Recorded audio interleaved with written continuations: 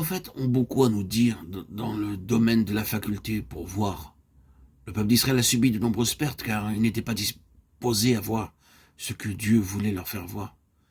Ils avaient leur propre vision et leur concept, et ils ne furent pas prêts à entrer dans ce que voulait Dieu. Un double jugement est tombé sur eux.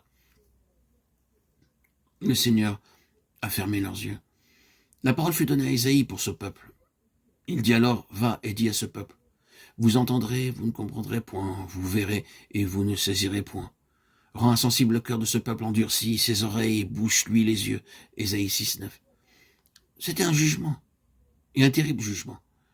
La faculté de la vue spirituelle, de la vision a été neutralisée. C'était un terrible jugement avec de terribles conséquences. La conséquence de tout cela, ce fut qu'ils n'ont pas obtenu tout ce que Dieu voulait leur donner. Et ce n'était pas une petite chose. Ils sont passés à côté de toutes ces choses. Cela fut donné à une autre nation, à un peuple céleste.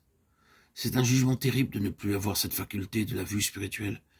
Et à contrario, c'est une très grande chose que le Seigneur veuille par grâce et dans son amour que nous ayons une telle vision.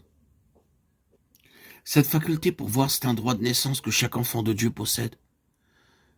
Ne croyez pas que vous devez avoir un certain nombre d'années de vie chrétienne, recevoir beaucoup d'enseignements et parvenir à une certaine position avancée avant de commencer à voir. Cela fait partie de votre nouvelle naissance. Le Seigneur a déclaré à Nicodème, si un homme ne naît de nouveau, il ne peut voir le royaume de Dieu. Jean 3,3. Par déduction, il disait, lorsque vous serez nés d'en haut, vous verrez. La mission de l'apôtre Paul était, je t'envoie, afin que tu leur ouvres les yeux. Actes 26, 17 et 18. L'œuvre symbolique du Seigneur Jésus, lorsqu'il était parmi les hommes et ouvrait les yeux des aveugles, c'était de diriger les regards vers ce qui était sur le point d'arriver, lorsqu'il serait élevé et que viendrait le Saint-Esprit et que les hommes verraient. Voir fait partie de notre nouvelle naissance. Je ne dis pas que nous verrons tout en une seule fois, que nous verrons tout ce qu'ont pu voir ceux qui sont allés très loin avec le Seigneur. Mais ce que je dis, c'est que la faculté pour voir nous a été accordée. En faites-vous usage. C'est vrai pour votre vie spirituelle comme pour votre vie physique. Vous avez des yeux spirituels et ils ont été ouverts. S'il n'en est pas ainsi, allez vers le Seigneur pour cette question. Car il y a quelque chose qui ne va pas.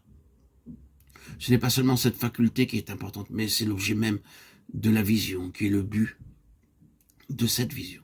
Il doit y avoir tout d'abord cette faculté qui nous permettra de voir avant que l'objet de la vision puisse être vu.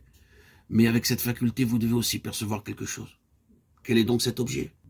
Quelle est cette chose qui a dû être perçue et reconnue quand est venu le Saint-Esprit? Qu'est-ce que les croyants ont commencé à voir? Ils ont commencé à voir ce que signifiait Christ et le dessein éternel. Le dessein éternel de Dieu. Le dessein de Dieu.